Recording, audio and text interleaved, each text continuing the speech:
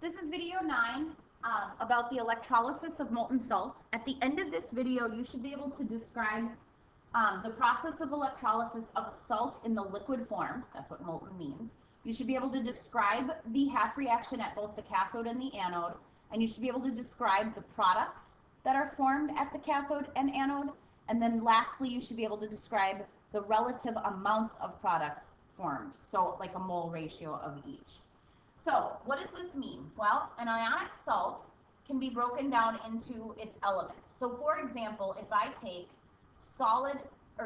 liquid sodium chloride, and I break it down into liquid sodium and chlorine gas, that's an example of the electrolysis of molten sodium chloride. Now, if we assign our oxidation numbers here, let's first look at the sodium. In the compound sodium chloride, it is assigned an oxidation state of a +1. In its elemental state, it is assigned an oxidation state of 0. So this charge has gone down. Therefore, we would say that the sodium is being reduced.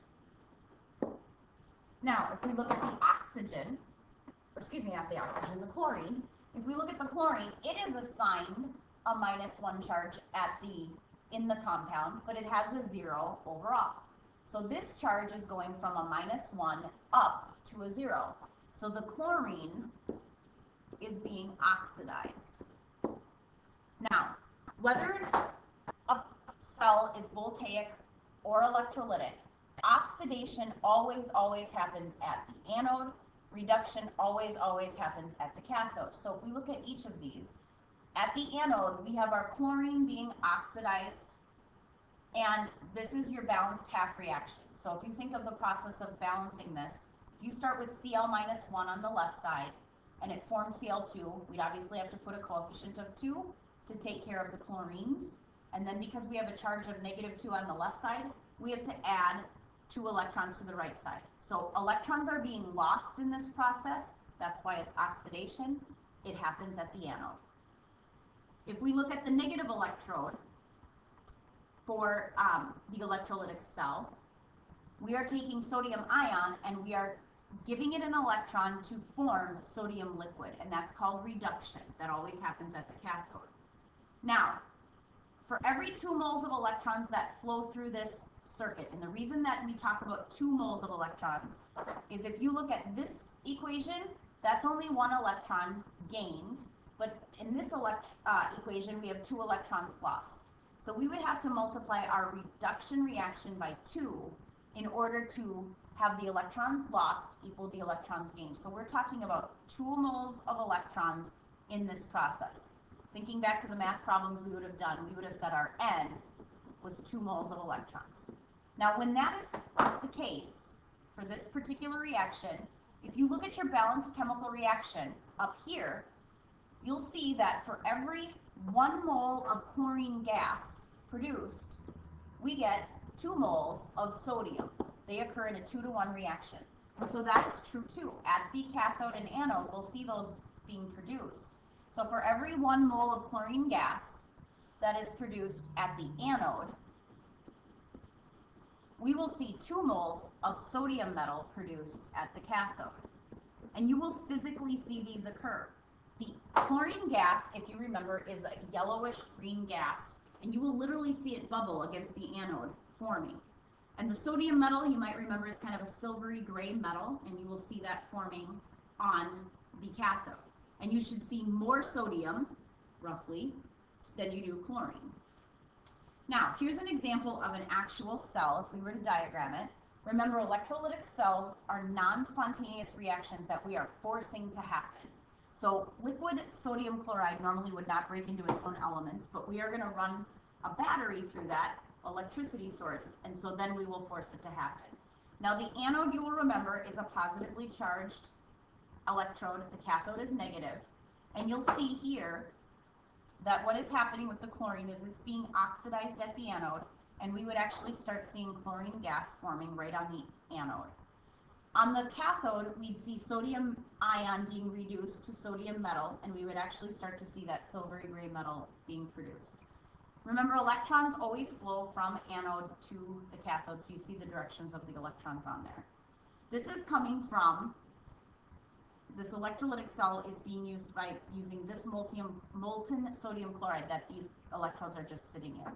Now, every cell works slightly differently. So I'm going to show you a diagram or a second scenario here. Here's what we have in this cell. Now, in this case, what we have here is molten aluminum oxide. Now, aluminum oxide has the formula Al2O3. So it's in liquid form, and you see that as the blue liquid. Now, the electrodes are not as obvious as they were in the last diagram. In this case, the electrodes, hang on. The electrodes here are the two things you see sticking up here. These are our positive, so these little lines right here are our positive electrodes. And down here is our negative electrode. Okay. So the molten sodium or molten aluminum oxide is coming in contact with both of those electrodes. All right. So you can see where the charges are. Now, if we look carefully at the cathode and the anode, you can see that at the anode what is happening is oxidation, and it's happening in the form of O-2 reacting or gaining electrons and oxidizing into the oxygen gas. Okay. In the next process, the aluminum ions are moving towards the negative cathode, and they are gaining electrons, and they are forming solid aluminum. And that aluminum actually sinks to the bottom then, and you'll see here, okay, the aluminum is tapped or siphoned off from the bottom of the pot. So that's an example of how we would then get a pure aluminum from an electrolysis reaction. Remember, these are important reactions in industry. So if you turn the page, you actually have a series of 2 practice problems that I want you to do. You'll see them here again.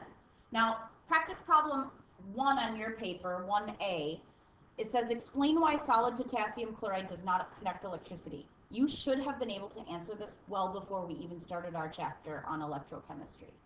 The second question asks you what would you observe at the positive and negative electrodes if we run electric current through molten potassium chloride.